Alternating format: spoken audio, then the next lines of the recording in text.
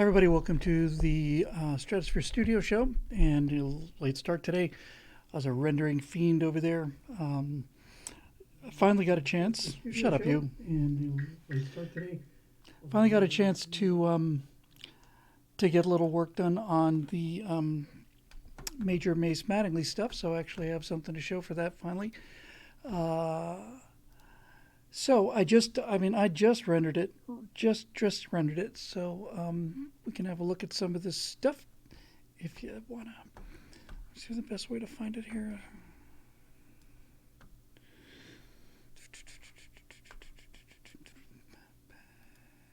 Come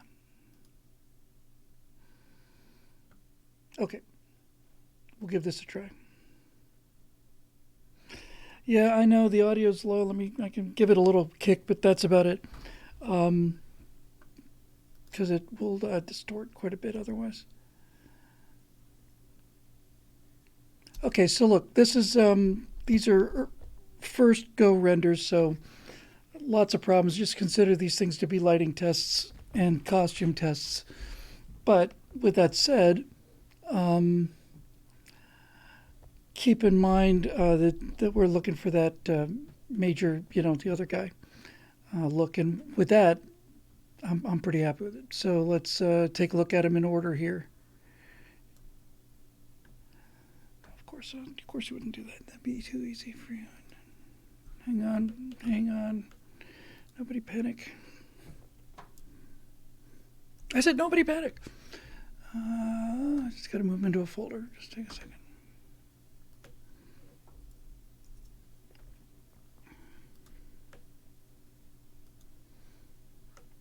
All right.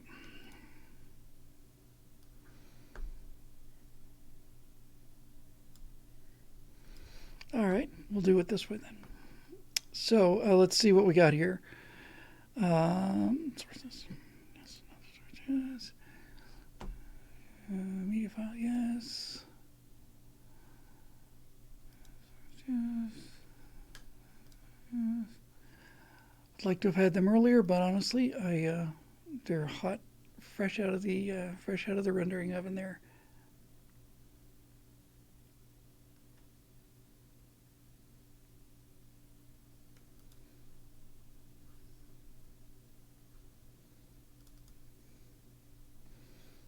Okay, here we go, one at a time.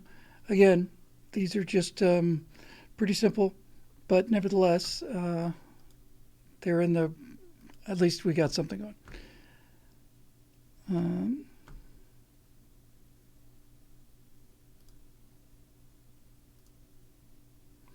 Isn't this exciting?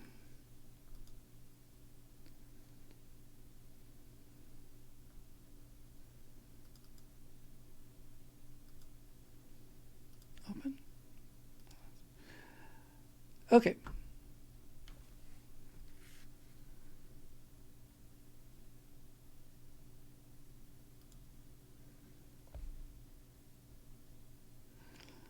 It's kind of the first take on the costumes. I'll just do that again real quick.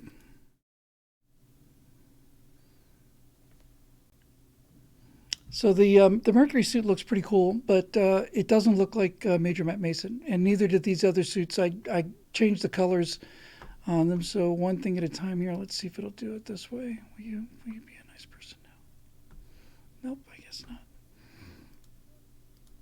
All right, so now we look at the next iteration. Yes, they've all got names. I actually have names on their name tags. I don't have their so. I kept the same letters as Sergeant Storm, so Sergeant Storm is Sinclair, and then I'll give him a call sign. Let's have a look at the next one here.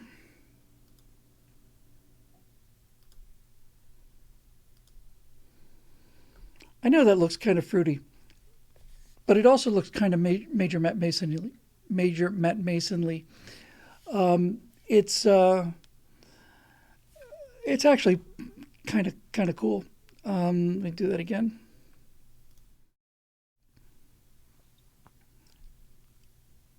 Those are about as close as I could get them.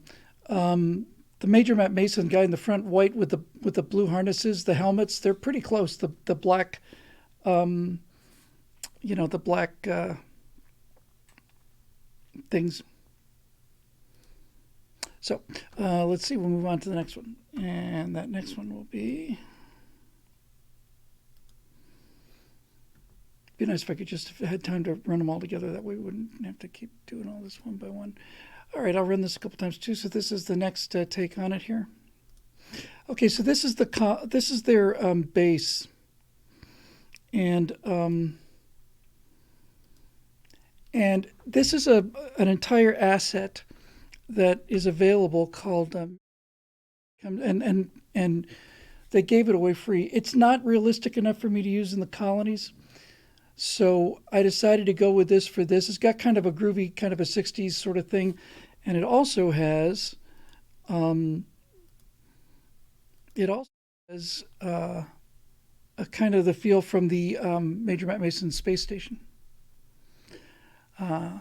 So I've got this in a bunch of different lighting. So there's one of them. That was what?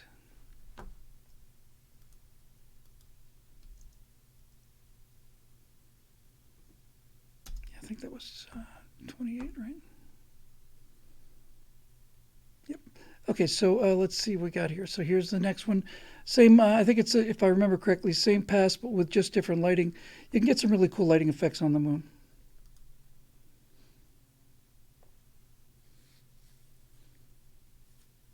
It's got a groovy kind of '60s feel to it. I like the little elevator thing action. I built this whole thing today.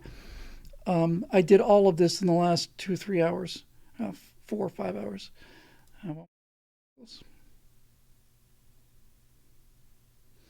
But I like it, and they're in that crater on the moon, down on the very the very south end of the moon where they're occasionally mostly invisible. Let's see, so number 4. So this would be 30. Okay, here's another lighting test. Same shot, I think.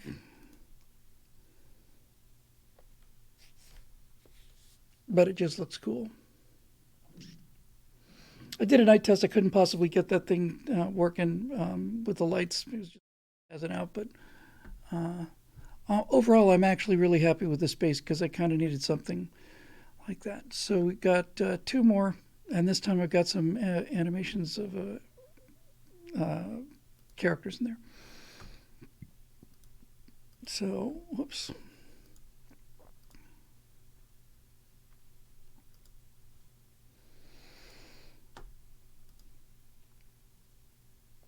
So this is just a general. I mean, he's walking. I should have slowed him down. I should have given more of a gravity moonwalk. I just didn't have any time to do that. But the base looks kind of cool from down here. Not in love with that walk. If you look at the top of the elevator thing, you can see the guy leaning on the rail up there. So actually, I have 4 guys doing their thing. There, one more time. So I got the guy in yellow on the far right corner. He's inspecting the thing. I should have reversed that and put the guy in red there so you could see him better. And then you got the guy in red there, and then you got the guy in blue up on the upper left, and then you got Major Matt Mason kind of walking like he's sat in something wet here. Major Mace Mattingly, as I said. And then finally, we have the same shot. It's the exact same shot, but I did close-ups of the other 3 characters just to get a better feel of it. Nice thing about this is it gives you an idea of the kind of the size of the station.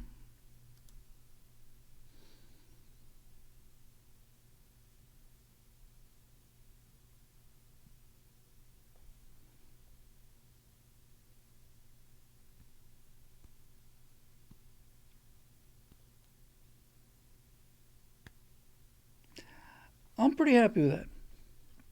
One more time, and then we'll call it a day on these things.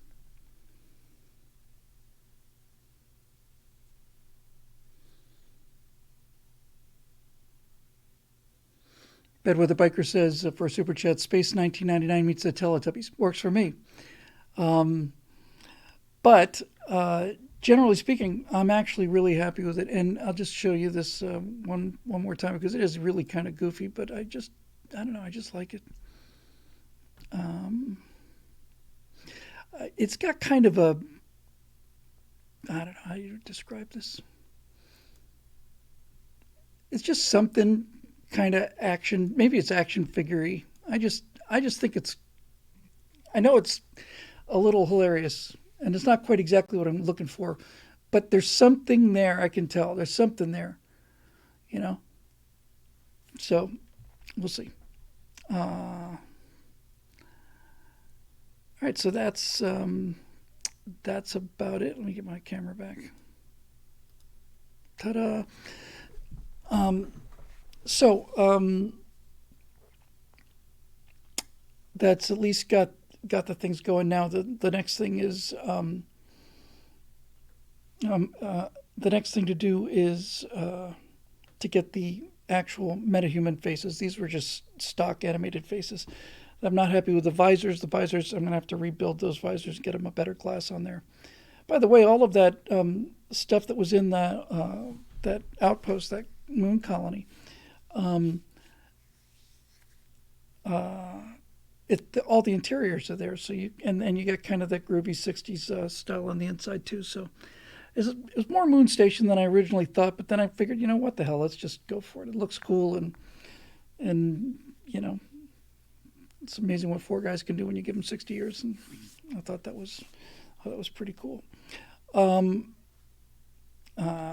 So Don Vicker says, are the struts sized for local gravity? They look like they're sized for Jupiter gravity. This is not something I designed. This is just something I picked up. So that's how that stuff works. And the feet on the station should depress the ground more. Well, I've done that too, unfortunately, and they go underground because the station has to be level. The crater floor is curved. So if I lower those much deeper into the dust, then entire sections of the thing disappear. So Rick Ham says, I assume you'll be adding life support systems. What you couldn't see the life support systems there, Rick? You mean on the suits, I guess. I'm going to be doing a bunch of things, but that is that's the first pass on it, and I'm pretty happy with it. Marisha said, are you going to play this seriously, or are you going for camp on this one? I'm going to play it seriously, sort of. But definitely not going for camp. Maybe slightly turn up the steel-eyed missile man slider. That's kind of where I'm going with it, I think. But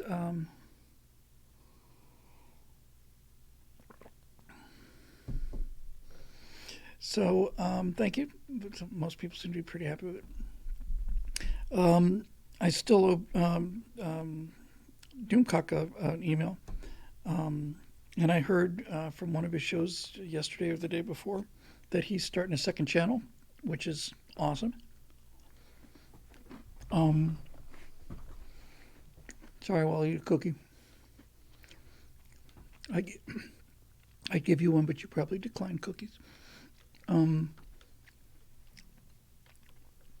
Anyway, so that gives me something to work for. So the next thing now to do is to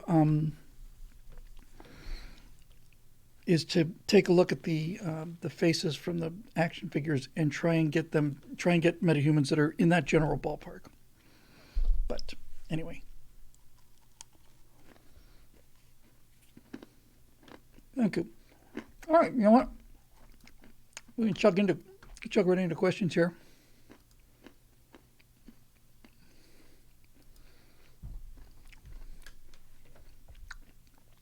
I guess you can hear my voice is kind of giving me some trouble today.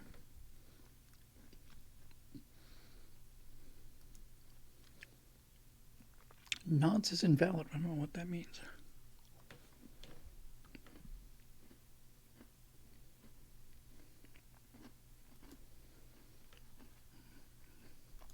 Okay, here we go.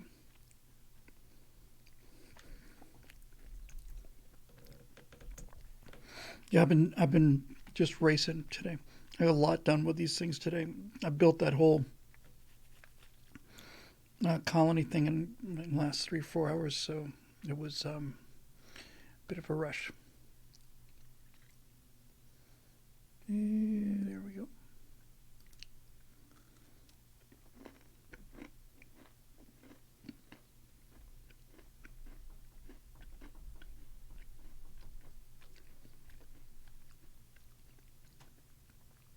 I think it's, here we go. Okay, sorry about that.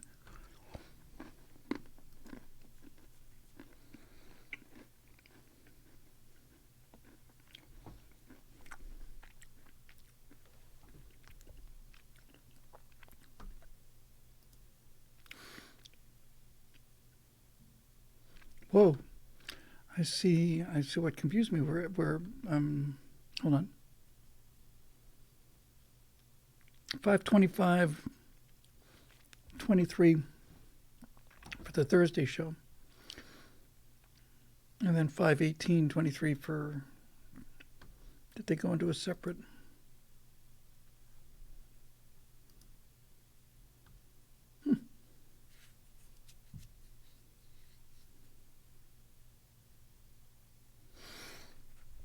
Well, I'll take a look at what the new one says anyway.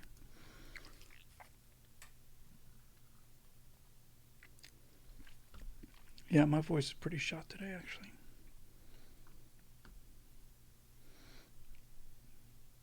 Okay, so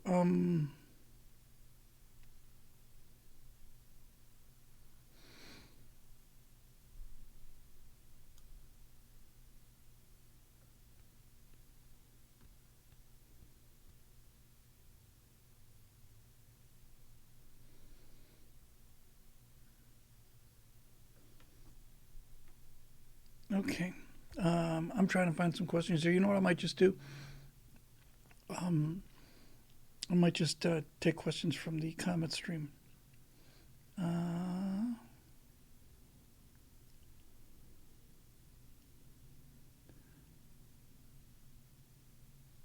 Yeah, I'm obviously frightened and confused, so I have no idea what the hell's going on today.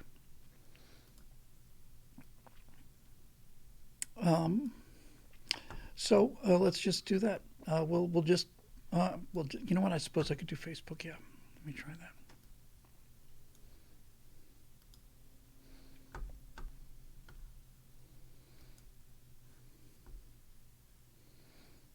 Yeah, this one's just packed with excitement, isn't it? But I just been working on this thing all day, and I just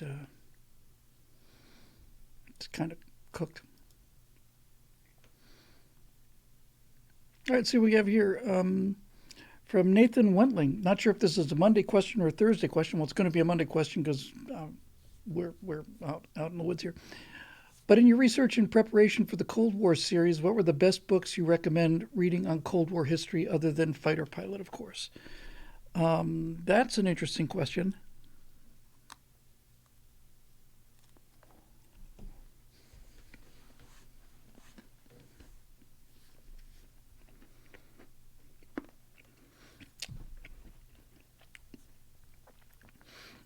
I think the thing that got me started was a book called Stalin in the Court of the Red Tsar, which gave me at least a decent idea of what was going on that side of the Iron Curtain. And then as far as the rest of the Cold War stuff goes, I knew all of the I had a good idea of what I wanted to talk about, but there were many things that I didn't know nearly as much about as I should have. Well, that's what research is for. I'll give you a great example. That would be the Bay of Pigs episode, Playa Huron. I knew about the Bay of Pigs invasion, and that's about it. I thought it was on the northern coast of the island. It's not. It's on the southern coast. I didn't know any of the details of it. Ended up being interesting enough to make pretty much an entire episode out of, because the Cuban Missile Crisis is, a pretty big deal. So mostly, I hate to say, I really got most of this stuff from just researching things like Wikipedia. I'd look at whatever links I could find on any particular subject. So it wasn't even one book or even a series of books that I can think of. Just a whole lot of reading on this subject. There's a book I think it's called The Taking of K-129. That was about Project Azorian, which is my favorite. That's my favorite part of the Cold War. I think, let me see if I get that right.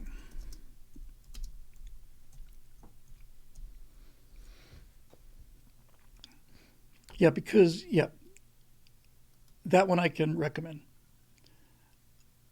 That's it. The Taking of K-129 is where I learned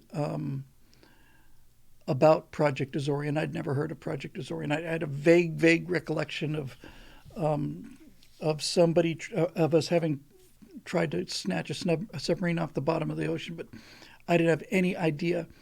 But boy, that's an amazing story. A couple of those things I got directly from people.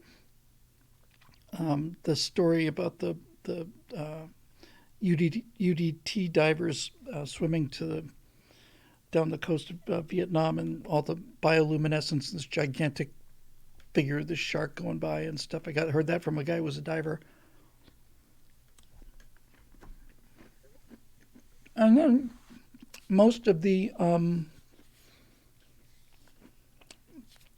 hardware and stuff is just stuff I've known for a long time. That's why I wanted to write about it. So I'll tell you what the problem with the Cold War series is. It's a serious problem, actually. And that is that all the interesting stuff in the Cold War happened in the first 10 years. It was a 40-year war, but honestly, virtually all of the interesting stuff happened in the first 10 or 20 anyway. By the time you get to Nixon, it's just kind of,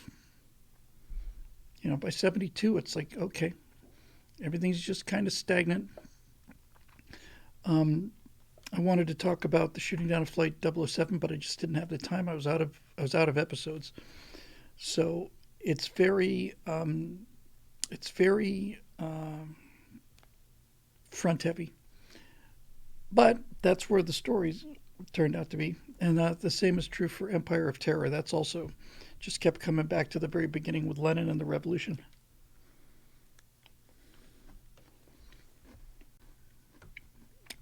Here's a homemade cookies from somebody who makes really amazing cookies. Let me see.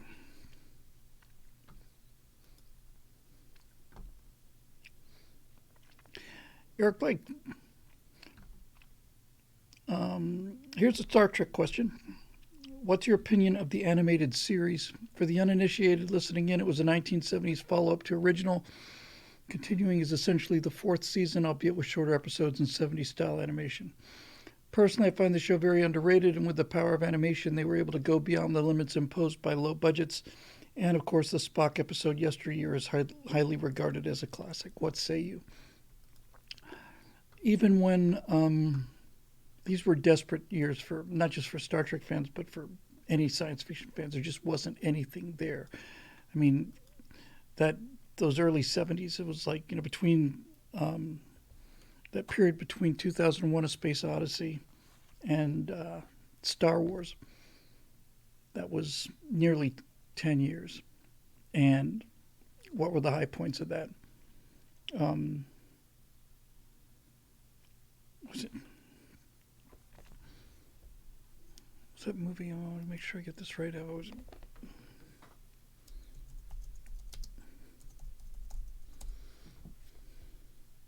Yeah. So what did we have, to get us through those dark times? Well, the only things I can think of were there was a movie called Silent Running and Logan's Run. Everybody's clicking in with Logan's Run, Logan's Run. That was it. That was all there was for 10 years, Logan's Run. Excuse me. And Logan's Run's not a great movie. Jenny Agutter was kind of fun, but Logan's Run with that hilarious little model of theirs, for their model city is just even by 70 standards, it was pretty weird. Now, Andrew DeLay and a few others, Dave Big Booty, have both pointed out one of my favorite movies of all time, which was The Omega Man. I loved that movie. Loved it. Loved it. Loved it. Loved it. Saw it in a movie theater, and I remember, I don't know, I want to say it came out around 73 or something, and in the opening scene, his car runs out of gas, so he just gets a new car because everybody's dead. And and he's pretending to talk to the car dealer and make a deal, because he's losing his mind, Neville. And on the wall there's a calendar, and it's like March. And I come to think of it, in reflection, they might have made March 15th the last day, which would be kind of cool because Ides of March.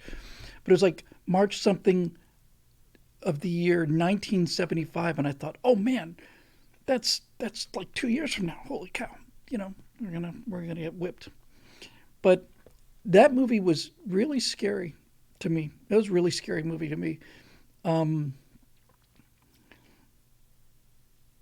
And there's a lot of Chuck Heston in kind of what I just showed you guys with the Major Mace Mattingly thing.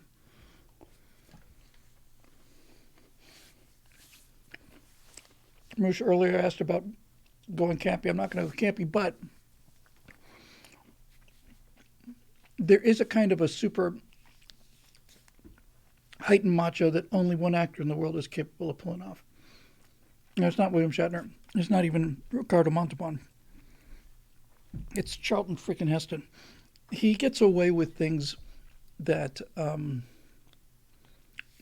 he's in his own world. I was the golden boy, class of 69. Damn you. You blew it up. But he's in his own movie. Nobody else is in the same movie as him. Every time he does it, he's in his own movie. But he makes it work. He sells it. I buy the whole thing. I thought it was especially good in Omega Man because, for those of you not familiar with the movie, it's a retelling of the I Am Legend story. They remade it with Will Smith. Was just horrible. But I think Omega Man was a cooler title. And basically he's lives in New York City, and the world is filled with, they're not zombies actually, they're people that caught this a bioweapon or something. These people survived this bioweapon, and they had these horrible lesions on their face, and their skin was super, super pale, and they had like white eyes and things. And Chuck was a military doctor, like a flight surgeon or something. And he's working on the vaccine for this thing, and his helicopter crashes because the pilot gets sick, and he injects himself with this serum, and now he's immune. And then and they're just trying to kill him. And when a couple of those guys break into his garage and stuff, I thought, holy cow. And then, next thing you know, you're up there and he's playing chess with a bust of Caesar with his Air Force cap on it, and he's dressed up in his smoking jacket. And nobody else can get away with this. I don't know how he doesn't. Hey, Eric, I am on target. Somebody asked about movies from the 70s. I'm talking about movies from the 70s, so if that's bothering you, just let me know, okay?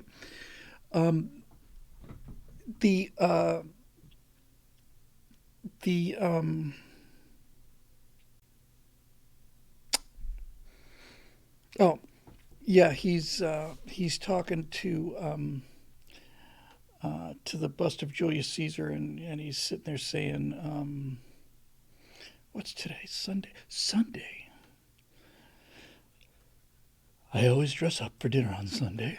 So he goes and gets dressed up for dinner because he has to maintain standards. And then these mutants, these living dead, just start lobbing fireballs at his house, and he just goes out there on the balcony with a I don't know, it wasn't an M16, I don't think. Eric, I think. He just kind of just gunning him down just for fun of it. And I just thought it was a great movie.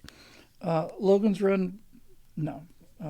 Although Logan's Run was actually kind of an interesting idea. That it was just. I mean, I enjoyed it. I watched it in the movie theater several times. It's just terrible. Richard Jordan is an actor who didn't get enough credit. Um, he played the other Sandman aside from Michael York, and there was that. Silent Running had its moments, but again, we got all of the trees on Earth are in just a couple of these domes. Really? That's going to make life a little difficult for the people on the surface. Um, and and then they say, you know what? Screw it. We've got all the trees around the Earth, but it's too much money or whatever, too much trouble. So just blow them up. Just blow up the last of the trees, last um, of the oxygen making stuff on Earth. I thought blah blah blah. Now Andrew DeLay comes up with the win, and that is Andromeda Strain. That movie holds up today. Andromeda Strain holds up really really well today. That movie scared me badly too. The Andromeda Strain. Oh, here they come! All of these movies from that period. Andromeda Strain was great. Castellan mentioned Rollerball. I loved Rollerball. I thought Rollerball with James Caan, I thought it was a fantastic movie. I really, really liked it. I thought it was really good. And but Andromeda Strain, that was a messed up movie. That was an excellent movie. It had all the great stuff in an underground complex, and horrible death by alien virus and studying it and watching it grow. And I have to say too that crystalline structure and the visuals that they did for the crystalline structure, I saw it, I don't know, maybe 4 or 5 years ago, and it's just really really good. Um, P7 2017 says, "What's the movie with the guy on the plant carrier in space with Huey, Dewey, and Louie, his robots?" That was what I was just talking about. Um, that was Silent Running. Capricorn 1 was garbage, I thought. Uh, but so yeah, so I mean these things were great, but they're not exactly memorable. They just kind of held you over. I just remembered there's like nothing, and then Star Wars came out. I was like, what the devil was that? Um, so yeah, it was a dark time, although probably not as dark as today because while there weren't many of them, they were at least well written and original. Um, so yeah, there we go. All right, what else we got here? Uh,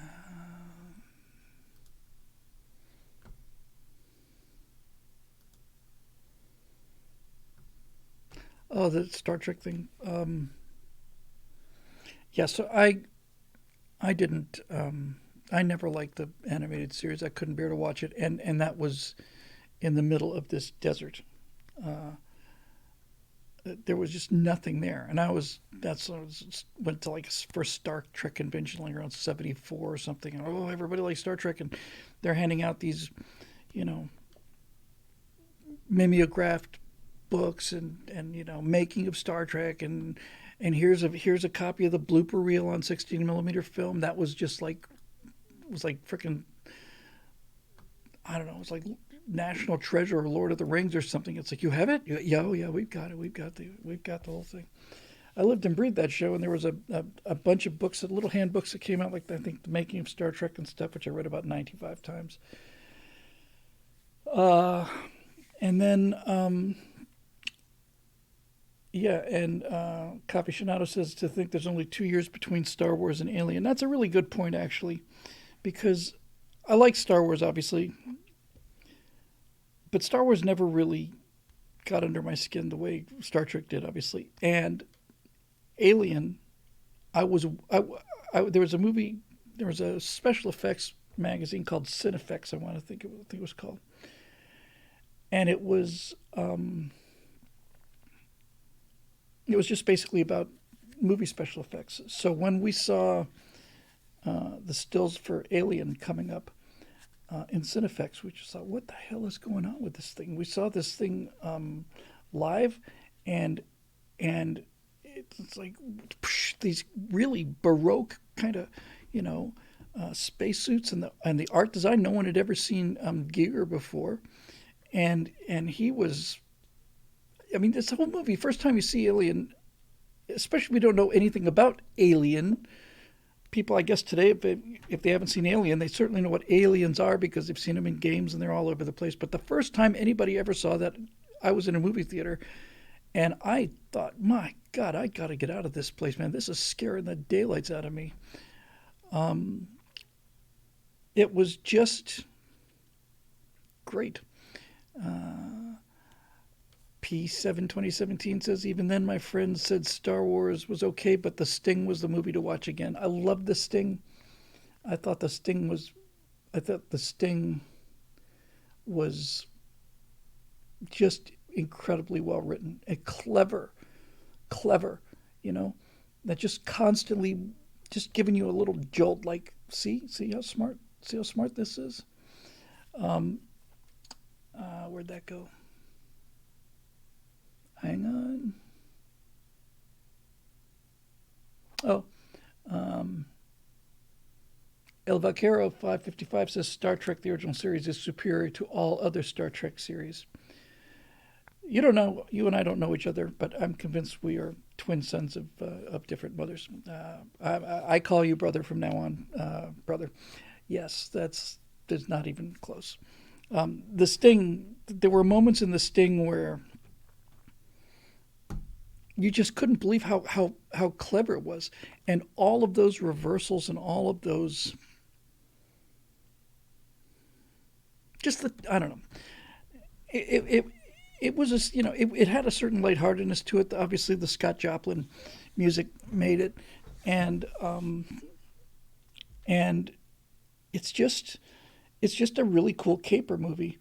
And there's something about those you don't see that much anymore. I guess the Fast and the Furious movies are like that. I haven't seen one of them, but there's something really fun about movies where they get the A team together. You know, where this guy, we have to go now. We're going to take 10 minutes to go and find this guy who disappeared 19 years ago, but he was the greatest safecracker who ever lived. He was last seen in Thailand someplace. So we got to go out there, you know, we got to go find him. And it's like, I don't want to do these jobs anymore. And come on. And then next thing you know, you've got like all of these top guys. And obviously you have to have reversals and things, but you know, it's just fun. It's fun to watch. Mission Impossible, the TV show, was like that. I've seen probably 2 or 3 of the movies. They're not bad, but the TV show was amazing. I'll tell you the Mission Impossible show, the episode of Mission Impossible I remember, because I have to tell you, to this day, I don't see how anybody could have been that smart. I just amazed by it. I don't remember the details, but I do remember the mechanism. So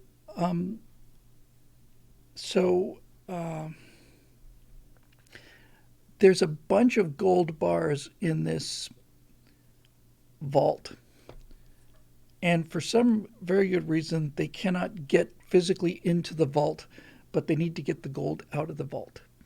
And so they're trying to figure out a way to do it. And what they did was they drilled a tiny little hole in the floor. At the lowest point in the floor, drilled a tiny little hole. And then they stuck up this probe into the vault. And this probe got so hot that the gold melted. And then the melted gold just flowed out down the wall and down into the hole. And then they stuck another probe up there and it sprayed the vault gray, which was the color it was before, so that you couldn't see any of the molten gold. So they come in there and it's just gone. It's just no explanation for it, and the doo doo doo, and they're slamming the doors and they're driving away, and they got the whole team together and everybody just did their little thing and everything was just great.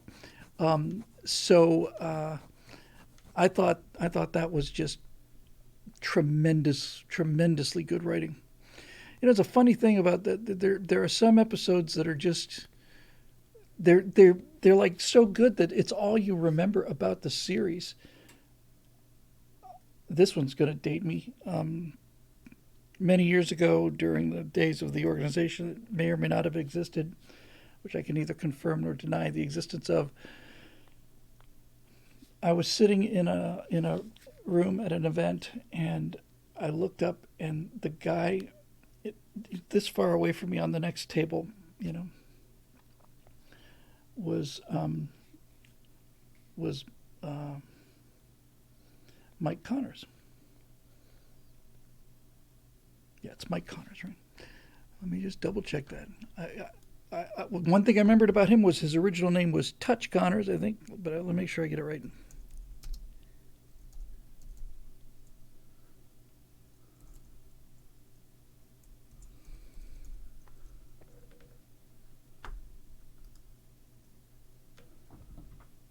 Yes, yes, and it was Mike Connors, and and he was known as Touch Connors. I think it was a wise decision to change that name. But so yeah, this show Mannix, and everybody watched Mannix. He was a private detective. The two things about Mannix that were just groundbreaking. One of them was that he had a black secretary. That was really revolutionary at the time. And the other one was he had those mag wheels on his car, and nobody had ever seen mag. I've never seen mag wheels before Mannix. And it had a great theme, ba-dum, ba-dum, ba-dum, ba-dum, bum, bum, ba-dum, ba-dum, ba-dum, ba-dum, bum. And it was just a fun detective show. So I was sitting there looking at him, and he was quite old, obviously. And I didn't get a chance to talk to him about it, but I wanted to. I don't remember anything about the show other than this one episode. And this episode, Mannix had been drugged, like really drugged, and taken someplace. And he's trying to recollect where he was taken. And in his dream, you see like these golden flags. Like, this is the part I remember: golden flags flapping in the wind, like rows and rows of these golden flags on flagpoles. And you think, oh, okay, well, what the hell's that? And then he's trying to recreate the route, and he looks up, and there's a used car lot, and they've all got these yellow gold pennants just smacking in the wind. There were like 5 or 6 of these things. I thought that's just fantastically cool. So yeah, Mannix was fun. Macmillan and Wife was fun. Rockford Files they were just fun. Starsky and Hutch was fun. We did a when we were doing Grazing, we did a Starsky and Hutch parody about a black cop and a white cop. It was called Cracker and the Coon. And the black guy was Cracker, and the white guy was the Coon. And it was hilarious because we just went all the way over the top of those kind of rolling and shooting, and driving the car with your feet and stuff. And I just thought that was really, really fun. And my friend Alex was really great in it. And, these guys give these some high five like that, just kind of freeze frame on that and zoom in on it. It was about as corny as we could make it, and that was a lot of fun to do. A lot of fun. I do have to get Grazing onto YouTube. I have to save that DVD somehow. And I was 30 years old in that. I look like I'm 10. Yeah. So all of that stuff. Night Gallery was a great show, but it was a pretty spare time for science fiction, and I just couldn't. The thing I remember the most about I love Star Trek so much that the animated series just was like, I don't know. I know a lot of people kind of got him through it. But for me, it was like this is it.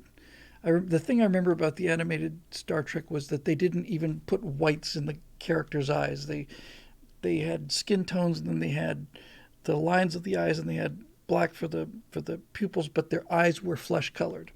And I just thought, God, that's horrible. And Hawaii Five-O, of course, yeah.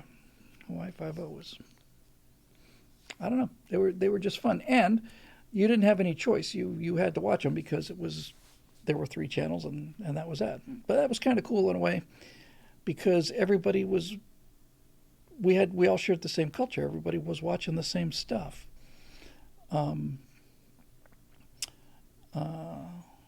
Night Gallery was interesting. Had a couple of good episodes. Some of those scared me too, but I don't know. In the science fiction thing,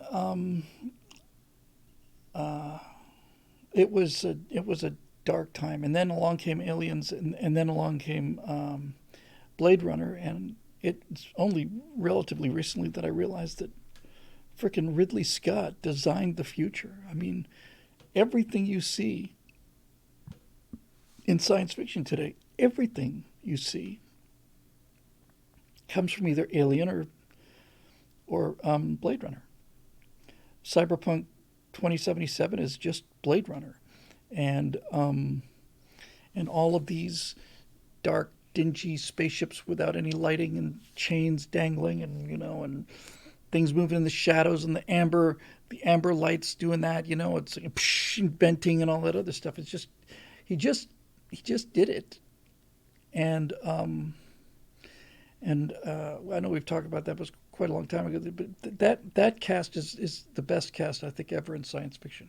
I don't think there's any question about it. Those were was it 6 or 7?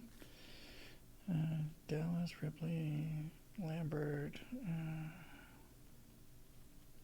Kane, Parker,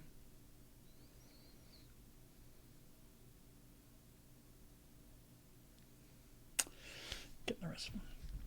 Anyway, Bishop, yeah, well, Bishop was in Aliens, but that Alien cast, that first cast, when they wake up and they're all sitting there eating in the mess hall and they're goofing around and stuff, that's fantastic. Yaphet Kotto was unbelievably great in that movie. He was just so great in that. And Jones the cat, obviously. Thank you for that, John Persing. You get bonus points for that. But Yaphet Kotto was just Yaphet Kotto and Harry Dean Stanton. Burke, was it? No, not Burke. Parker and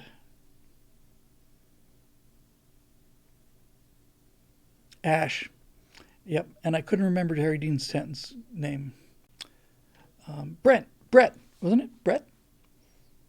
I think it was Brett or Brent. Brett, I think. Those 2 guys together were great, and Harry Dean Stanton had a line in that movie where they've got to jury rig their own weapons. They don't have any weapons, and he's put together something that's like an electric cattle prod or something. And so again, it's one of those lines you just never forget. And somebody says, "Will this kill it?" And he said, "No, but it might give it a little incentive." Well, that was a fantastic film. And Burke, Parker, Dallas, Ash, Ripley, Kane, Brett, and Jones the cat.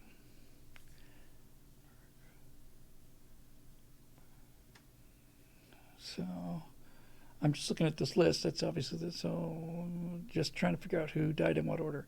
So Kane went first. Then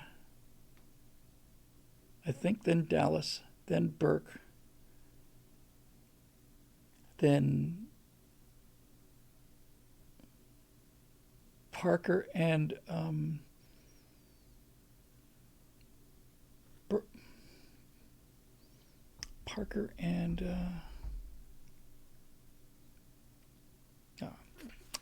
trying to get a handle on it, or just plain forgot. Yeah, Brent. I should remake Forbidden Planet. I'd love to. I think Forbidden Planet is the most amazing movie that has. When I think about all the crap that they remake, I just think Forbidden Planet.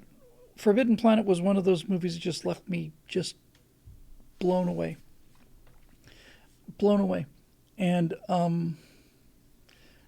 and there's so many interesting and fascinating messages in there. There's that are really appropriate right now.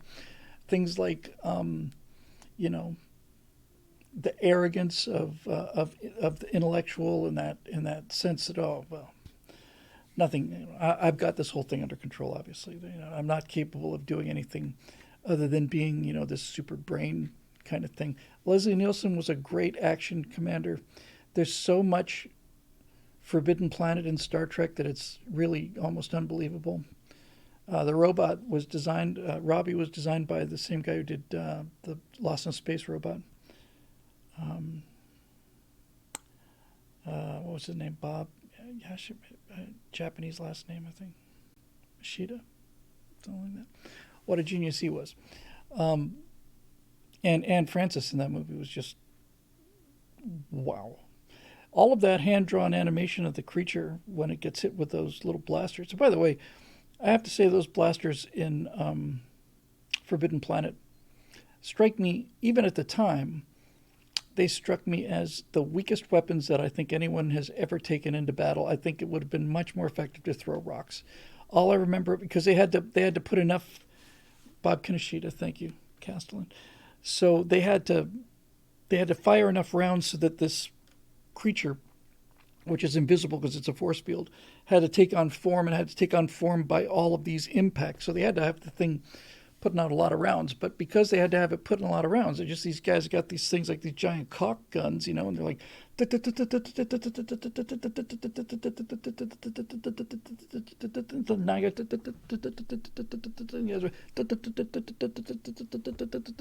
like, does this thing even kick up dirt? Just and they got a big one, with a big square thing. You might want to go back to, you know, ballistic rounds. But that movie, the that is a that is just, it's not even a plot twist. That story is just knock you on your butt, brilliant. And Time Pierce says that Apple did the Foundation series, which I had heard it was coming. I saw one preview for it. I said, pass, pass. And they did another one too recently. What was it? Was it? Wasn't just Foundation. It was Dune. Wasn't bad at all. Foundation, and what was it? Was it Brave New World or something? Yeah, it was just terrible. Um, uh, Invasion LA. It was called Battle LA, and that was a Eckhart was in that, and I actually thought that was a really pretty good movie. I'm just not on my game today, kids. So I'm just happy to sit here and talk about this stuff because I got really nothing today. I just pounding that thing trying to get that done. Now there's a time pair with the all-time win. So Childhood's End has never been made. It's one of the greatest science fiction stories ever written. It's astonishingly good, and it's never been made. There's always threats that somebody's going to make it at some time soon, but it just I don't know. That movie messed me up, and you go through like the first third of the movie, just wondering who this Corellan guy is. I mean, he's just so clever. How it's like, oh, you never see him, and then at the very last moment, he takes that suitcase with a strobe light in it, flashes it behind this two-way mirror, and Corellan allows him, after a lifetime of service, to see his true form. When you find out what the true form is, it's like, holy crap! That was astonishingly good. Yes, Mariner 81 says that there was a mini series about it. There was, because I remember seeing the makeup on it, but it was just garbage. It was hot garbage. But one of my favorite, I just always like this idea of undiscovered. Well, I guess everybody does. I really loved Journey to the Center of the Earth. I loved that movie. I really, really loved that movie. In fact, I love that movie so much that I did actually. Oh, that was a cartoon. So when I was a kid, they had cartoon Fantastic Four. They had cartoon Spider Man. They had cartoon Journey to the Center of the Earth with Arnie Sacknussemm and his three little marks. And every time they think, oh, we're completely lost, we're kind of boned. It's like, oh, look, there's Arnie Sacknussemm. I thought that was just cool. It was cool enough for me to remember 50 years later. But that idea that you know that there's a, I mean, there must be really, if you think about it in real life, what the, I wonder what the largest subterranean cavern is. It's got to be freaking absolutely enormous, right? Pitch black, yeah, with Pat Boone, pitch black, but down there somewhere, undoubtedly, there are, caverns the size of Manhattan that are half filled with water and just nothing down there. There's just no light, nothing. So, but Journey to the Center of the Earth, James Mason, yeah, James Mason was freaking fantastic. He was fantastic in 20,000 Leagues Under the Sea as well. I've been to Mammoth Cave and Mammoth. I haven't been to Mammoth Cave. I've been to Carlsbad Caverns. Carlsbad was unbelievable, but down there's something. There's something deep. Some, the where the dwarves have delved too deep, kind of things. Like, oh, that's not good. I saw a little clip of the Time Machine. They remade that too, which was just unbearable, unbearable. But the original one with I want to say Rod.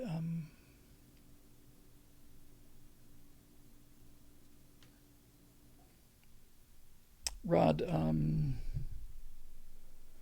hate it when the brain just locks up. The original Time Machine. When they Rod Taylor, thank you. When they have that scene where the sirens come up out of the Morlock temple and that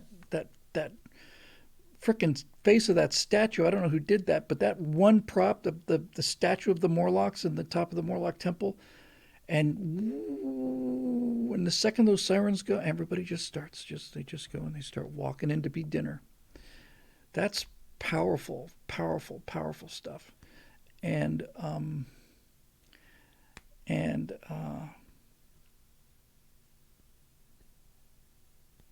yeah, and that's how I feel like, and I'm sure you do too. I just feel like I feel like I'm Rod Taylor now, out there among the Eloi. Oh, everything's gonna be fine. We're just something. There are Morlocks out there. Oh, no, no, no, no, no, no, no, no, no, no, no, no, no, no, no, no, no. Yes, yes, yes, yes, yes, yes, yes, yes, yes. And they're hungry, and they're getting hungry. That was another great example of, like, freaking American Western man goes down there and sorts this crap out. That was the whole. That was a story of my life in terms of entertainment. Was something's really messed up, so we need a white straight American man to go down there and fix it. That's what Kirk did hundreds of times, well, 70 times or something. You got what's this? You got people worshiping a computer that's carved into the shape of a giant snake head. No, no, no, no. That's not how people were meant to live. Blow it up, Mr. Scott Lockett Phaser's on the. I'm thinking, just blow it up. It's like, because he knew. It's like, this is not how people are supposed to live. Yes, you're absolutely healthy. Yes, you never die. Yes, you don't have to face hunger. Yes, yes, yes, yes, yes. But that's not what people are. You are your cattle. It's like, I agree, Jim. Couldn't agree more.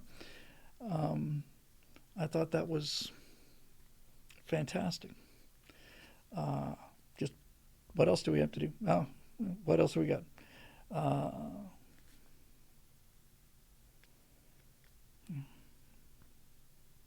I'm just trying to think of examples. Anyway, he just went down there and kicked a lot of butt and restored things to their natural order. And then they went home, went away, left him alone. That was pretty cool, I thought. Um, all right, so what else we got here? I think we might have another question or two. Tim Morris, USA, unapologetically a free American man. Yes, free, competent, capable, brave, not particularly fragile, uh, and and just very sure of himself, just like the whole country was. Let's see what else we got here.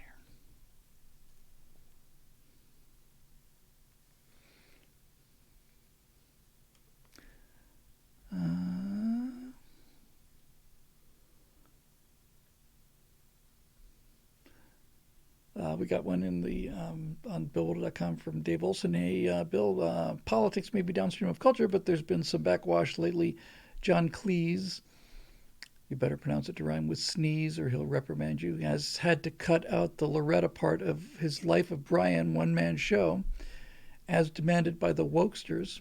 Apparently, you can only be Monty Python for so long before you're forced to become Malcolm Muggeridge. Thoughts? Yeah, I have two things about that to say. First of all, I'm glad that John Cleese is realizing that nobody's having fun anymore, but that's because the whole world followed John Cleese's politics.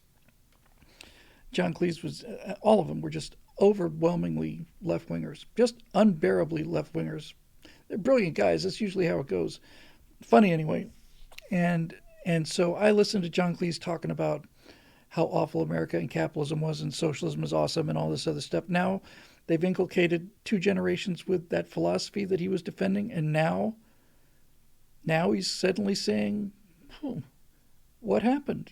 These kids are like little fascists, like little communists. It's like, yeah, that's what happens when you do that. So part of me there says, you got what you paid for, John. And the other thing about this is I hadn't heard about that, but the other thing is how could a guy like John Cleese accept those terms? I I would have been I would have been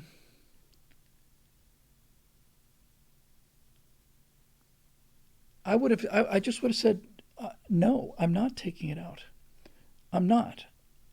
It's just it stays in or I'm not doing the show. For him to just say, well, okay, I guess that's what I'm going to have to do. That's really, really, really disappointing. And I don't think he needs the money. So when somebody says, you got to take this stuff out, um, oh, that's terrible. It's a terrible violation of free speech and nobody has any fun anymore. Well, one of the reasons why nobody's laughing anymore, John, is because people like you don't stand up for the work that you did, that you know that you that you that was immortal. Faulty Towers is without question in my mind the funniest property that has ever been developed in the history of mankind. I think Faulty Towers, especially the first season, is astonishingly, brilliantly, perfectly funny. It's when Basil's having his car trouble and he had to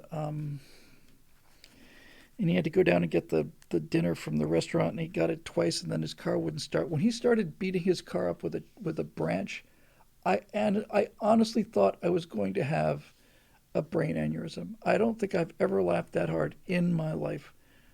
That was right. I warned you.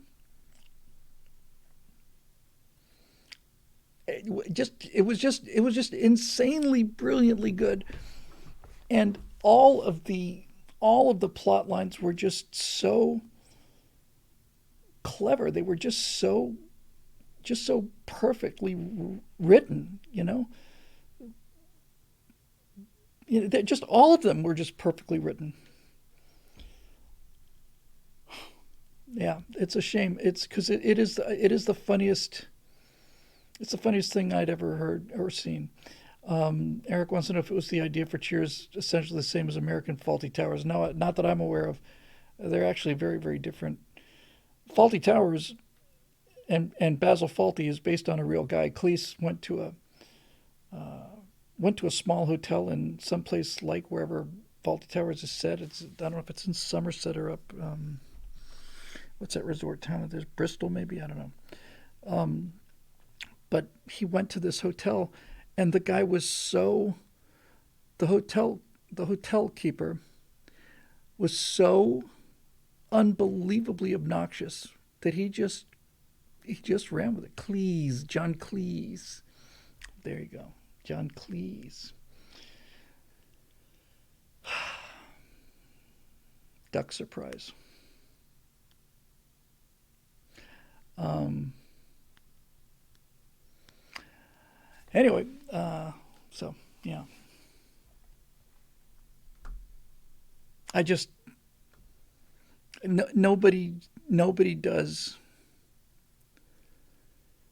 hysteria like that. Nobody has ever done just the sense that the world is just caving in, and the stakes are so high, and just when you're thinking you're going to save it, then something else goes down, and you just it was just and uh,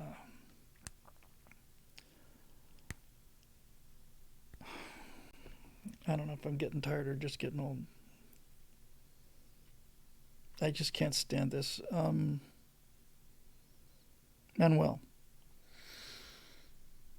that actor is a British actor. He's never done the Spanish. I don't think he'd ever done the Spanish accent before. It was an old friend of John's. Didn't want to do it.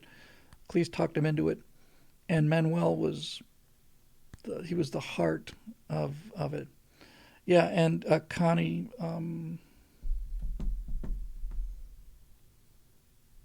Nope, it's all gone. Um, uh, Connie.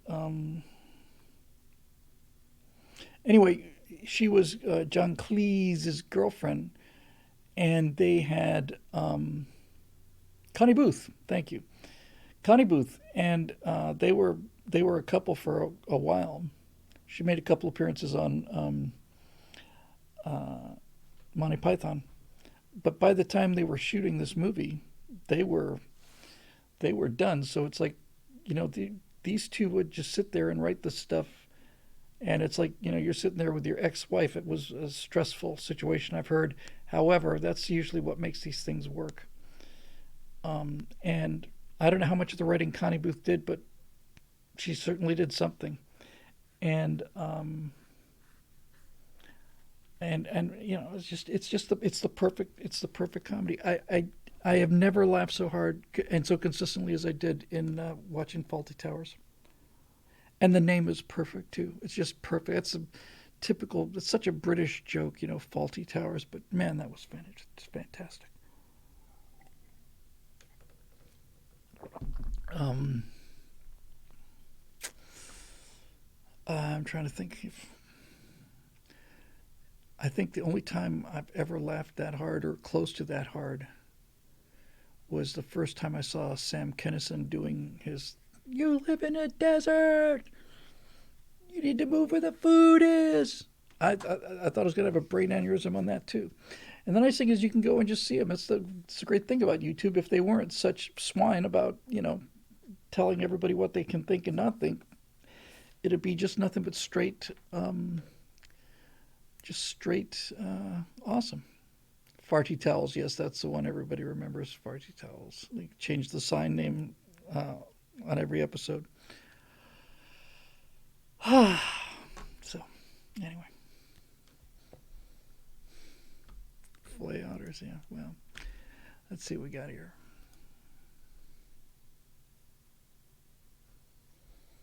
My favorite Python was Michael Palin, by the way. I thought he was the funniest guy on the show.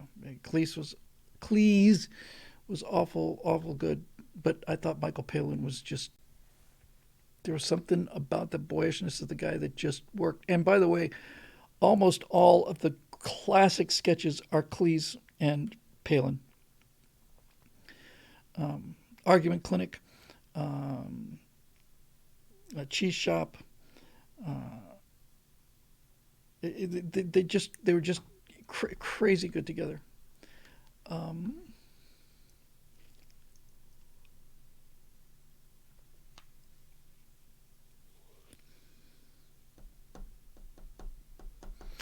so I'm in kind of droopy form today here, guys. Uh, hmm. So yeah, and the Ministry of Silly Walks and the job counseling thing where he's an accountant and he wants to become a lion tamer. Uh, they just, those two together were just, they were just fantastic. Just fantastic.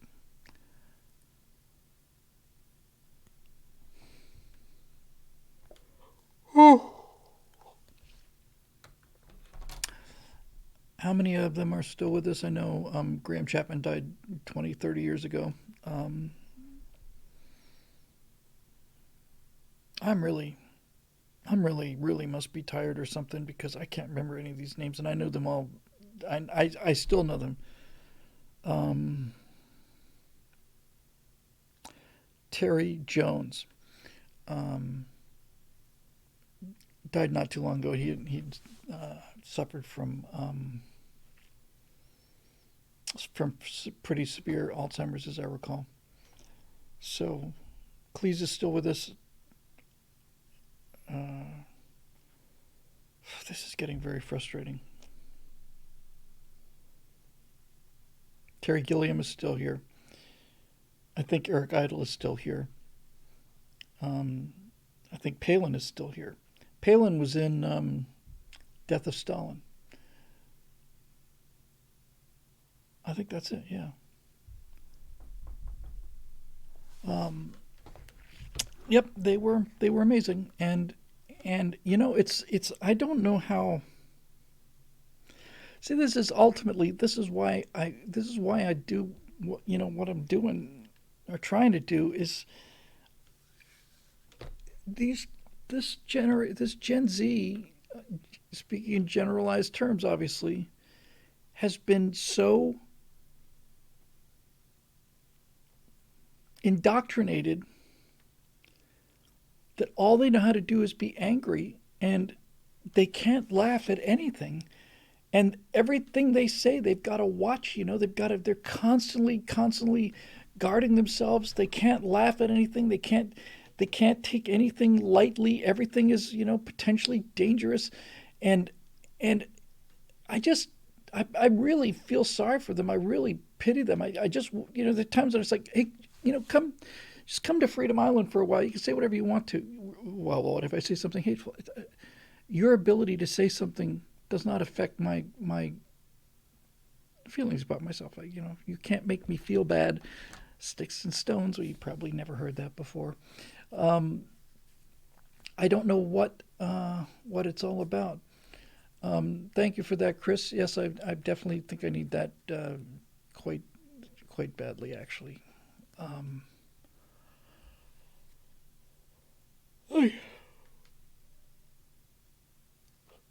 they just they're just so sad.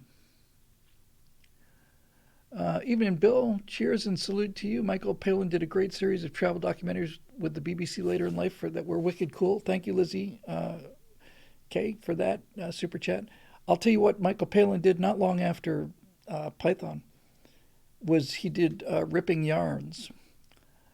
And those were, they had their moments. Um, the uh, the the episode where my days at Graybridge or something like that, where he's talking about being a underclassman at this British boarding school. I went to schools like that.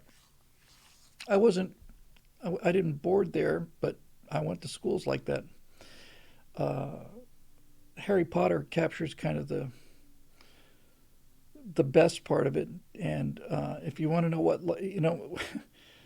funny coincidence, I watched this, I think it was last night. It was last night. If you want to know the kind of schools that I went to, then you just need to get out YouTube and you need to watch Rowan Atkinson search for fatal beating. That's what the headmasters and the teachers were like there. They were just, it's perfect. I've never met anybody like them before or since. I loved it. I loved it. I was just so happy in those schools. I came to Dade County, Florida, and after doing 6, 7 years of these terrific, amazing British schools, and now it's just like I can do the week's reading assignment in 15 minutes, and then I just spend the next week in the library.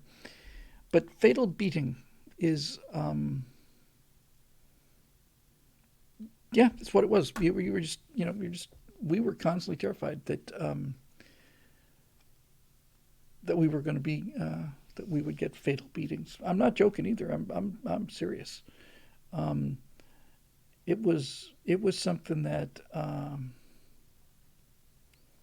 was with you constantly. And that's why that school was so well organized and so well disciplined. And that's why they never really caned anybody. They never had to.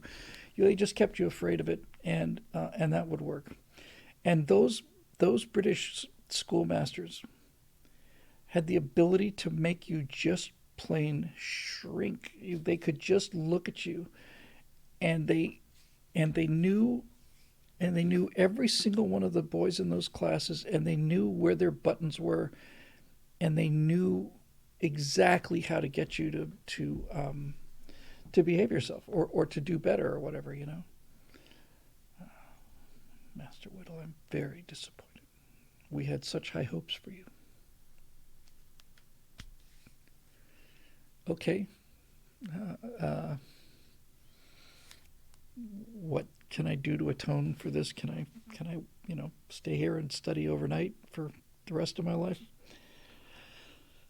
But they were amazing teachers, and they were uh, they had a tremendous. They demanded respect, and they gave respect. I I loved those teachers. I thought they were just great. They were just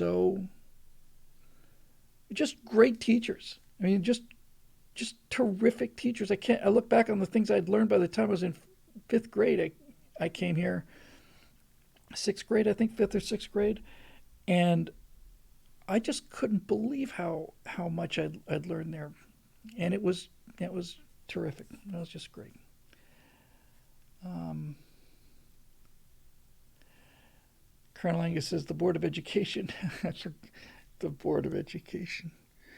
Yeah, in British schools in Bermuda, it was caning. When I got to Miami, it was paddling, which sounds a lot wimpier than caning, because caning sounds like you weren't like spanked. You would be caned, and it's just such a great word. It's like give me my cane, give me my enormously heavy and brutally rough edged stick, so that I can administer massive doses of near fatal pain to you to correct your behavior. By the time I got to Key Biscayne in Florida, it's like paddling. What? It's got a flat end to it. Okay, I'm sure it stings a bit, but it's not like caning. I never got caned, by the way. I don't think anybody ever got caned. I really don't. But we were all real afraid of it. In fact, there was a mythology about that, and we did not, we believed this to be true. It's one of those things where everybody believed it to be true and nobody had seen it. It was just, everybody talked about it, and it came to the point when you heard it talked about so often, you begin to convince yourself that you'd seen it. And what I'm talking about is that there was at Saltus Grammar School, we had convinced ourselves that there was a glass case, tall glass case on a wall, and that there were 5 or 6 different canes, and that the one on the far left would be like those little wicker canes or bamboo canes, like a Charlie Chaplin cane, and then there'd be kind of like a kind of a switch. Then there'd be something that was like a solid walking stick, and then you'd get to a shillelagh, and then the death cane, which we'd all sworn we'd seen, actually reminded me very much of Negan in Walking Dead. We were convinced it was a gigantic wooden bat that was wrapped with barbed wire, and we did not want to encounter that. We did not want to encounter the assistant headmaster, because the headmaster's above all that. You see, he's not gonna get blood on his hands by doing that. It was just, but all I can tell you is I was much happier and much more relaxed and less anxious at a school where I had to worry about getting caned, and that was all I had to worry about. By the time I got to Miami, it didn't matter. You're just gonna get harassed or beat up by black kids or Cuban kids, and it didn't matter what you did. There were no rules you could follow. The discipline was so lax that people were just getting knifed in the hallway, and I remember thinking, isn't that funny? I mean, even at the time, I remember thinking, everybody's saying, "Oh, you poor boy, you must have been just living in fear when you were at a school where they actually threatened to cane you." And it's like, no, I wasn't living in fear at all. That was the most comfortable I'd ever been. I knew what it would take to get me in that kind of trouble, and I didn't do that. But by the time you got to, must be 71, 72, already they're like, yeah, just whatever. Lapco92 with the super chat says, one of my favorite 80s comedies is Zorro the Gay Blade. George Hamilton and Ron Liebman were brilliant in it. Family friendly, but couldn't be made today. Missed my earlier chat, but you're tired. I'm sorry about that.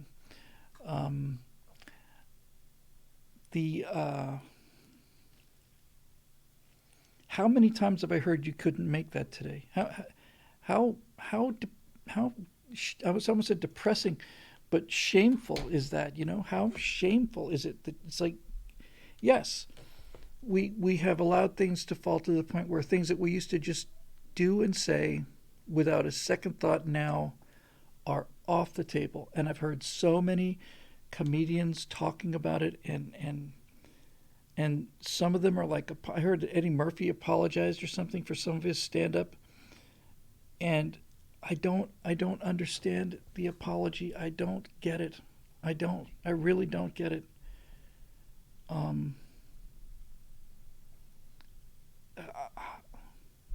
I don't know why anybody with that kind of talent would care the slightest bit about what some 23-year-old blue-haired freak thinks. Honestly, to apologize for something you did back in the 80s that was brilliantly, hilariously brilliant comedy, I'm kind of embarrassed about it, kind of ashamed about it. Well, Eddie, I love you, man, because you are a funny guy. He seems like a good guy too. But I just, it's good. It's starting to feel already like there's this.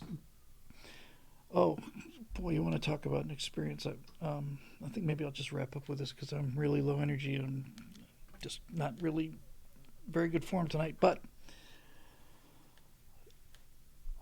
we've talked many times about the planetarium and how Jack Horkheimer managed to weave all kinds of themes into astronomy.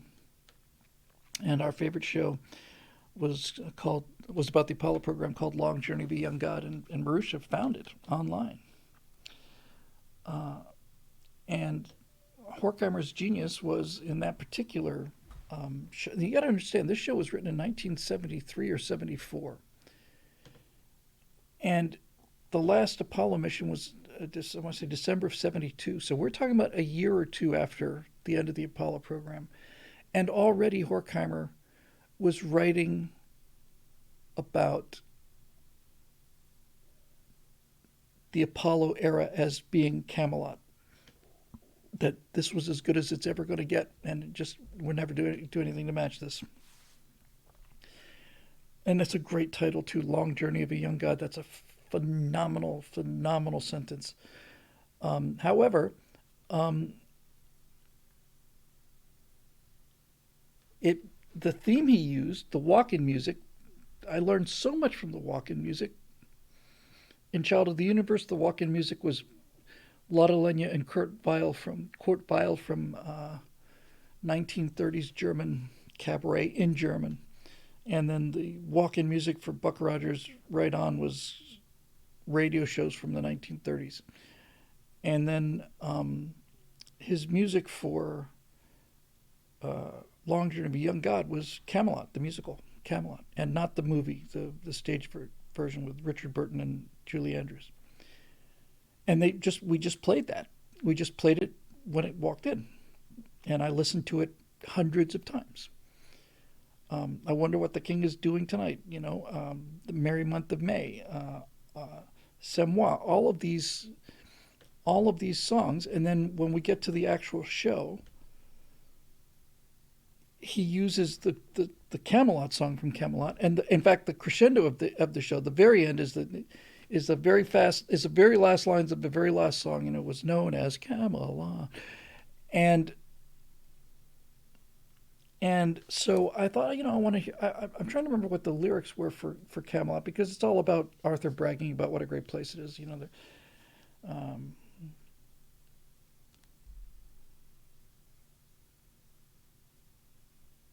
I'm trying to think of an example.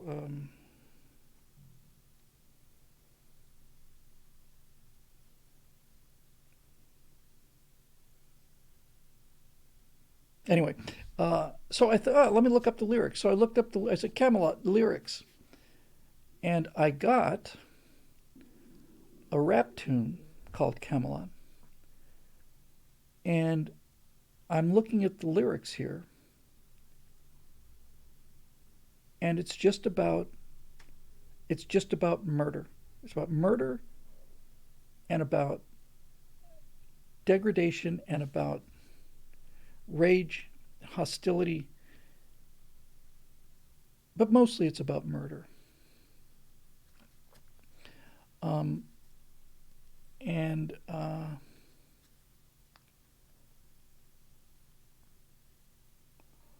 was just, well, that's about all the evidence you need. I thought I was going to get,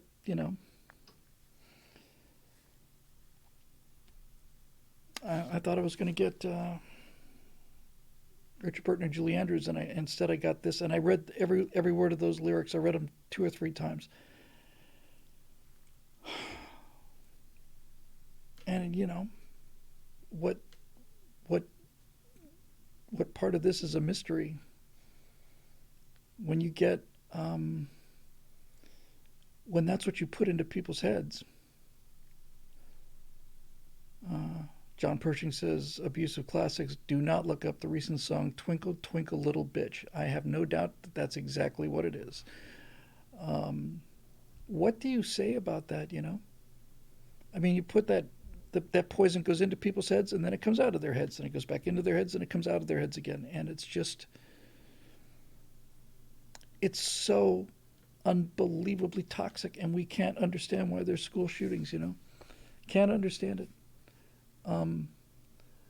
Sean Osborne says times have changed. Well, they have changed, Sean, and they always change, but I think we always thought they would just keep getting better. But Lord, I mean,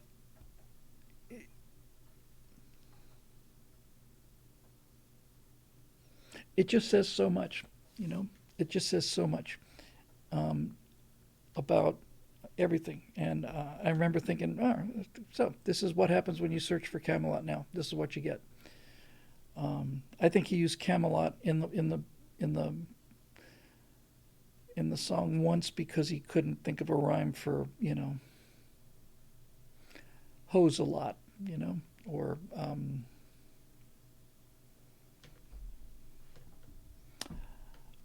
uh, well, I am sorry to say that I'm going to wrap this up, and I, even though the show is free, I don't feel like you guys got your money's worth today. I just plain cooked. Um,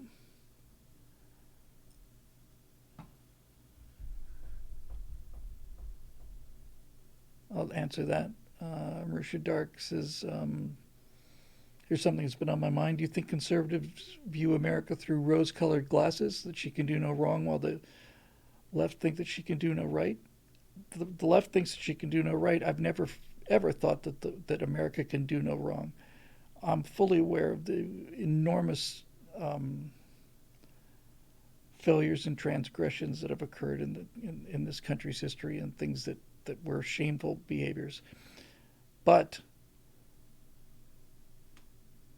the balance sheet, it's not like there's no red ink there. It's just the balance sheet is more overwhelmingly positive than any other country that exists today, or that ever has existed, in my opinion. Certainly greater than any world power. What we when when the Japanese surrendered after the Nagasaki bomb, 3 days after the Nagasaki bomb, um, a couple people were predicting that it was going to take two atom bombs to convince the Japanese to finally surrender. The first one was to show them what it could do, and the second one was to show them that we could keep them coming. It wasn't a one-off. And and so we had an awful lot of stuff that was getting in place for Operation Downfall and Operation Olympic, invasion of the southern island Kyushu, and then Operation Coronet, which was going to be even bigger.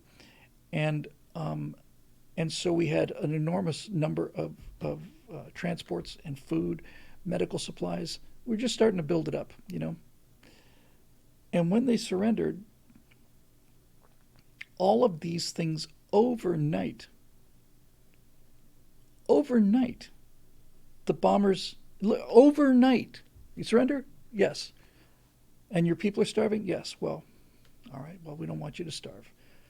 They're dropping food out of B-29s. These landing craft are coming ashore with medicines and food, clothing. They couldn't, the Japanese couldn't believe their eyes, and they just, and Americans just, there's never been anything like it.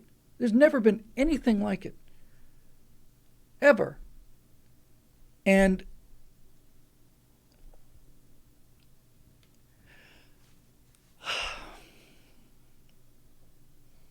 I don't know. There's never been there's never been an army that was that victorious, that behaved the way it did. Uh, these clowns are constantly saying, "Oh, America just goes and fights for oil." Well, I remember watching in 1991 where Americans went and fought on the oil fields, and I know they fought on the oil fields because they were covered with oil. And Saddam had lit all these oil fields in Kuwait, and then we went there, and we put the fires out, and then we left. We could have said, hey, we kicked Saddam out of here. These are our oil fields now, but we didn't. We could have just said, not our problem, let them burn, but we didn't. We could have said, we want a cut of this, but we didn't. We kicked him out of that country. We put out the fires. Then we went home. The Filipinos say we don't want American bases here anymore. Oh, you sure? Yeah, we're sure. Okay, well, thank you. So here's Subic Bay back. Here's Clark Air Force Base back. We pumped millions and millions of dollars into that economy. And I'm not bitter about it. If they don't want us there, then I don't want to be there. I don't want to be there if they don't want us there. But this is This is there's never been a world power that's even close to this. Just imagine if, well, you don't have to imagine, the with Gandhi and the Indian independence in India. Just think about that. It's like they were gunning those people down. They just said, get out of our country, get out of our country, and they just kept staying until they couldn't stay any longer. Philippines said, get out of our country. We said, okay, we're packing, and all of this stuff that we built here, it's all yours. We can't take it with us, but some of it we could take with us. We're not going to do it. And I've never seen anything like it in history, and I don't think I ever will again. And that's what alarms me so much about these clowns, is that they're reducing us to the level of everybody else. How how American kids could have been that much in a life or death, hands around the throats of the Japanese with their hands around our throats like that, until finally they say uncle, and then okay, it's over. You know, there was no looting, there was no rape, I mean, when I said none, there were one or two cases. You had practically 500,000 Americans there, right? I'm sure the rape rate went way down, but I just, it's never happened. It's just unbelievable, and that's why they're the greatest generation. Not because they won the war so well, but because of what they did in the peace and how they managed to turn it off. I still don't know how they did it, but it was amazing. Dave Big Booty says, with China ascendant, I wonder if the Philippines want us back. I never can think of China as being ascendant. I just can't. I can see us being descendant, but I think China just gets weaker and weaker and weaker, and I get less and less worried about them on a weekly basis.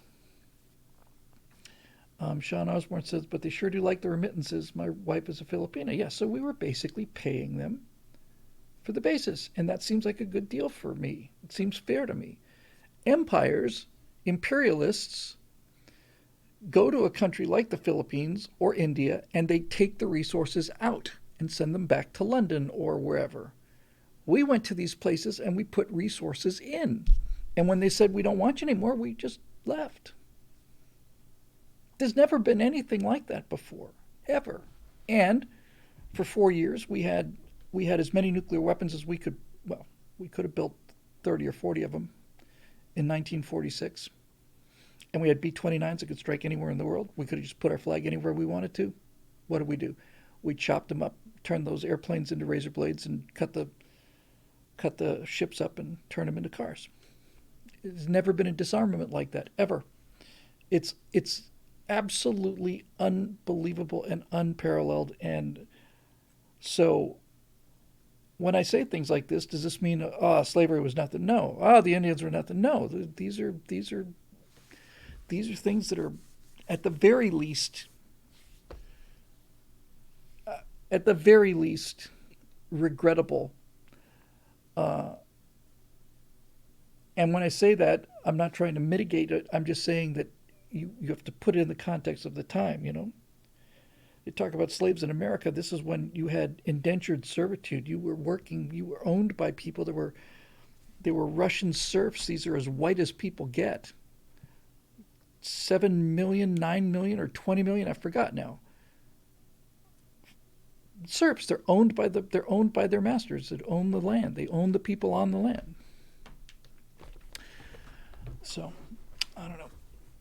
I have seen a couple things lately where some of these really more militant, either trans activists or just plain Gen Zers, and they're talking about how they're going to overthrow capitalism, and they're just talking about how fascism is on the rise and fascism is here, and when fascism really comes, and we're going to smash the fascists and stuff. And I realize, okay, anything that they don't agree with is fascism, and that's what their communist teachers have taught them. And I'm just doing my best to make sure that they don't get what they deserve, because the thing of it is, I just worry that they're that they're going to force us to defend ourselves, and that's not going to be pretty at all for them. They have, this is one thing I notice a lot about Gen Zers, to some degree to millennials. They'll spit in cops' faces, or they'll blockade roads, or they'll throw themselves in front of trucks, and when they get run over, or punched, or arrested, they're outraged, but more than outraged, they're shocked. They can't believe it's happening. They can't believe it. What do you mean? What do you mean you're arresting me? Why are you arresting me? Because you spit on this person, and then you hit him. Well, I didn't hit him hard. Yeah, well, into the paddy wagon you go. They're just, no one's ever said no to them. I don't understand how people keep their children in public schools with what I see coming out of public schools. It's inconceivable to me. I just can't imagine anybody sending their kids to these schools. These teachers, with their pride flags and their trans flags, talking about their relationship. She's talking about her relationship with her girlfriend in front of second graders because this 23-year-old education major needs somebody to say, oh, you're stunning and brave. And so they don't talk about math or anything. They just talk about themselves. And it's much easier than talking about math. And good God Almighty, I really think you could make a real difference in it, and probably some money as well, if you were just to have an academy that was just about, look, you can either go the fat, stupid, lazy route, or you can go the hard work route, and you will be much happier.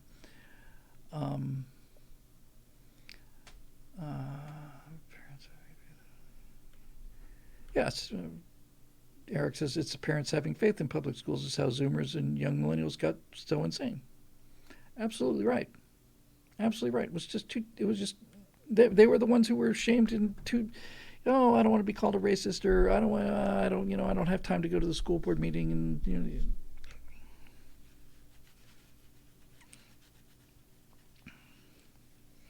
I keep thinking it's getting time to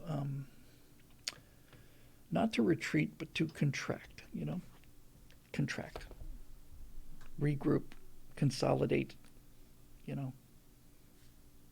just take up less area, increase the density,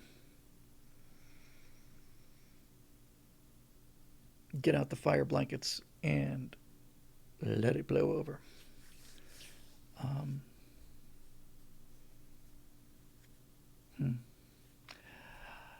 Okay, well, anyway, we always have each other, right? And the idea doesn't get dirty. Just the people that are responsible for maintaining the idea and executing it and stuff. The ideas don't get dirty. So that's kind of why I'm still here. I really would like to apologize for tonight. I just feel like I don't think I've ever been this far off my game, but I'm just cooked. So I'm going to wrap this baby up. And you probably know by now this show is made possible by the members of BillWhittle.com, who we're eternally grateful to. And I'm glad I finally got a chance to actually get a couple of shovels worth of dirt done on this Major Mace Mattingly thing, because I really need to get that out the door. Really need to get something like that out the door. So I thought what we had actually looked really good, and that base reminds me, if I was going to make a toy from that base, it would look like the Major Matt Mason space station. So anyway, that's a good start. And I like the colored uniforms too. I mean, the silver suit is cool, but those white, yellow, red, and blue suits, they look like Major Matt Mason toys to me. I just thought that was fantastic. So that's really where I want to go. All right. Anyway, thanks again for joining us. And I guess we will see you. I might have to postpone Thursday to Friday again. But in any event, we will see you later in the week for Stratosphere Lounge. So until then, take care of yourselves, and we'll see you next time.